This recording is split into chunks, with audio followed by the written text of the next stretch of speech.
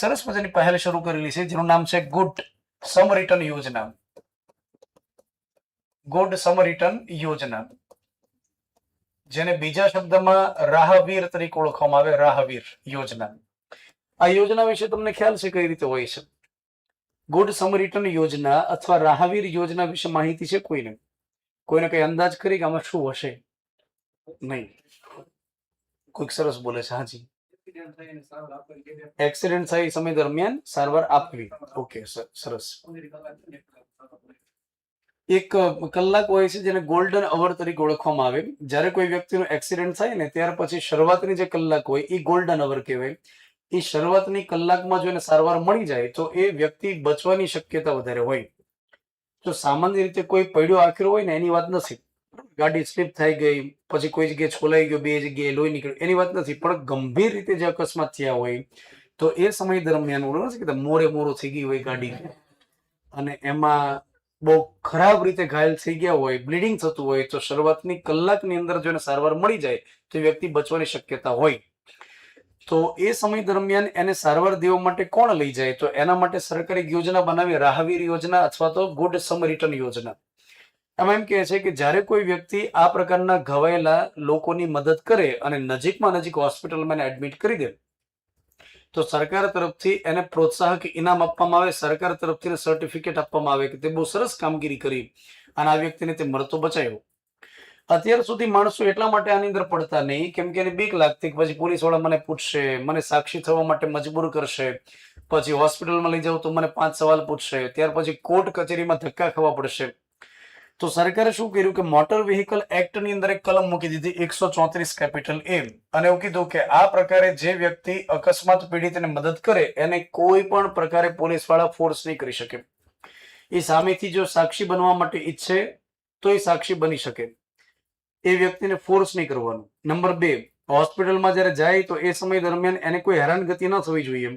ઘણી વાર એવું બને કે હોસ્પિટલ વાળા એને એવું કહે છે કે તું ફોર્મ ભરી દે, તું લઈને આવ્યો તો તારે ફોર્મ ભરવાનું કે ત્યાર પછી એને શું કહે છે કે ભાઈ પ્રાથમિક સારવાર માટે આટલા રૂપિયા થાય તો તું પહેલા ડિપોઝિટ ભરી દે કેમ કે તું લઈને આવ્યો, અમે ક્યાં લઈને આવ્યા હતા. તો પહેલો જે વ્યક્તિ હોય ને એ આ બધાથી બચે, પછી એ લઈને ન જાય આ બધા જે પીડિત વ્યક્તિ હોય એને. તો આમાં ખાલી એમ કહે છે કે તમારે હોસ્પિટલ સુધી પહોંચાડી દેવાના, ત્યાં તમારે ફોર્મ નહીં ભરો તોય ચાલશે. તમારી ઈચ્છા હોય ફોર્મ ભરો તો અલગ વાત છે, અધરવાઇઝ તમે બંધાયેલ નથી. પછી જે તે વ્યક્તિને અંદર આઈસીયુમાં લઈ જાય પછી તમે છૂટા. એવું નહીં કે એના પરિવારના સભ્યો આવી જાય અથવા પહેલો વ્યક્તિ સાજો થઈ જાય ત્યાં સુધી તમારે ત્યાં રહેવું એમ નહીં. એ ત્યાં આઈસીયુ સુધી પહોંચી જાય, એની સારવાર શરૂ થઈ જાય એટલે આ વ્યક્તિ ત્યાંથી નીકળી શકે. ટૂંકમાં એને કોઈ પણ પ્રકારે પોલીસ કે કાનૂની અથવા તો કોઈ હોસ્પિટલની કામગીરીમાં એને હેરાન પરેશાન કરવાનો નહીં. આમાં નિયમ એમ કહે છે કે ગંભીર રીતે ઘવાયેલા વ્યક્તિઓને જે સારવાર માટે લઈ જાય એને સરકાર 25,000 રૂપિયા આપે છે. 25,000 રૂપિયા એને આપે છે અને એક પ્રમાણપત્ર આપે. અને બીજું કે આમાં 1 વર્ષ દરમિયાન 5 જ વખત આ પ્રકારે લાભ મળે. નહીતર કેટલાક શું કરે કે જે બ્લેક પોઈન્ટ હોય ને ત્યાં ગોઠવાઈ જાય. એવા તો વિસ્તાર હોય ને કે ત્યાં વારંવાર એક્સિડન્ટ થતા હોય ત્યાં ગોઠવાય જાય, ખુરશી નાખીને બેઠે અને 2 ભટકેલે સીધો ટીંગા ટોળી કરીને લઈને વિવો જાય. મારું નામ લખી નાખો, બીજી વાર લઈને હમણાં 3જાને લઈને આવું છું, થોડી રકમ ઓકે. તો 1 વર્ષની અંદર 5 વખત જ આ રીતે લાભ મળે. બીજું કે ઘણી વાર એવું બને કે કોઈ એક કેસ બનેલો છે, એક વ્યક્તિને ગંભીર ઈજા થઈ છે અને 2 કે 3 વ્યક્તિને લઈને જાય તો એ સમય દરમિયાન બધાને 25,000 ન મળે. નહીં ત્યારે ઘણાને પરિવારમાં પછી તાણ ન હોય, જિલ્લા જ હોય, તો અડધો પરિવાર ત્યાં ગોઠવાઈ ગયેલો હોય, પછી બધા 25,000 લઈને આવે. તો એવી રીતે નહીં, 25,000 ની રકમ બધામાં સરખા ભાગે વહેંચી દેવાની. એમ એક કરતા વધારે સબ રિટર્ન હોય, બરાબર, રાહવીર હોય તો એ સમય દરમિયાન સરખા ભાગે વહેંચી દેવાની. દરેક જિલ્લાની અંદર કલેક્ટરની અધ્યક્ષતામાં એક સમિતિ બને અને જે સમિતિ બની જેટલા આ પ્રકારના સમ રિટર્નના કેસ હોય એની તપાસ કરે, વેરીફાઈ કરે પછી એના ખાતાની અંદર પૈસા જમા કરી દેશે. તો સરસ મજાની યોજના રહેલી છે કે ગોલ્ડન અવર દરમિયાન જે મદદ કરે એના માટે યોજના. ત્યાર પછી સરકારે એક અન્ય પણ યોજના છે જેનું નામ છે પીએમ રાહત યોજના.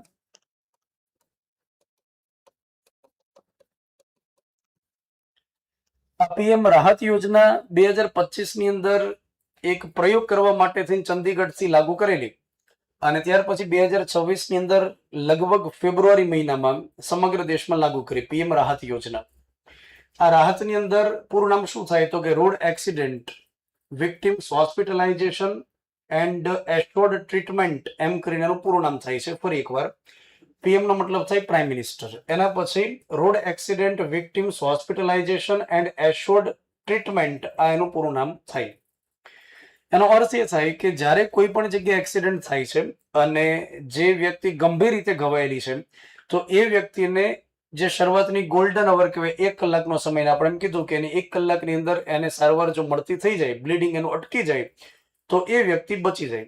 તો આ પીએમ રાહત યોજના અંતર્ગત એમ કહે છે કે કોઈ પણ વિસ્તારની અંદર એક્સિડન્ટ થાય, ચાહે ગામડાના કોઈ રસ્તામાં થાય, હાઈવે ઉપર થાય, એક્સપ્રેસ વે ઉપર થાય, કોઈ પણ જગ્યાએ એક્સિડન્ટ થાય, ગંભીર રીતે ઘવાયેલી વ્યક્તિ છે, એને નજીકની હોસ્પિટલમાં તમે એડમિટ કરી દો.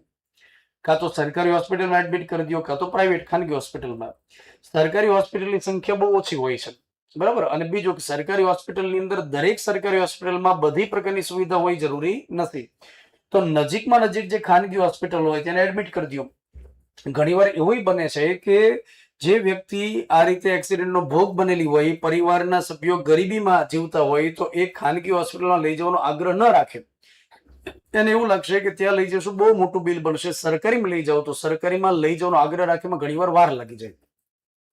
તો પીએમ રાહત યોજના એમ કહે છે કે જે જગ્યાએ એક્સિડન્ટ થાય તો નજીકમાં નજીક કોઈ પણ પ્રાઇવેટ હોસ્પિટલ, પણ એવી હોસ્પિટલ કે જે આયુષ્માન ભારત યોજના અંતર્ગત રેકગ્નાઇઝ થયેલી હોય, આયુષ્માન ભારત યોજના અંતર્ગત જેને માન્યતા મળેલી હોય એવી ખાનગી હોસ્પિટલમાં તમે લઈ જાઓ અને ત્યાં લઈ ગયા પછી સારવાર શરૂ કરી દો.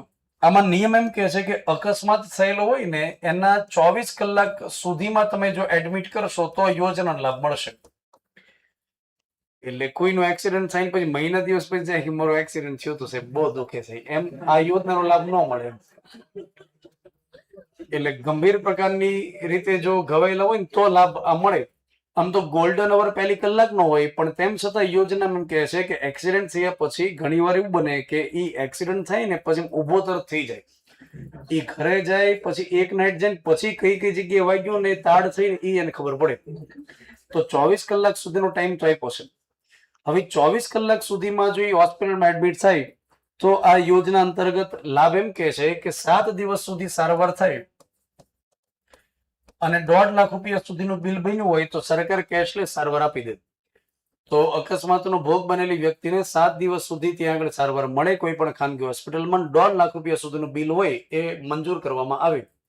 7 દિવસ પછી જો ત્યાં સારવાર લેવી હોય તો પોતાના ખર્ચે લેવાની, કેમ કે ઘણા ત્યાં મજા આવે કે બહુ સરસ સ્ટાફ છે ને એમને હારો થઈ જાવ છું, તો પોતાના ખર્ચે પછી એમ. એટલે આ યોજના અંતર્ગત 7 દિવસ સુધી અને 1.5 લાખ રૂપિયા સુધીની કેશલેસ સારવાર મળી શકે. પીએમ રાહત યોજના road accidents victims hospitalisation and assured treatment, આ એનું પૂરું નામ થાય છે. ચલો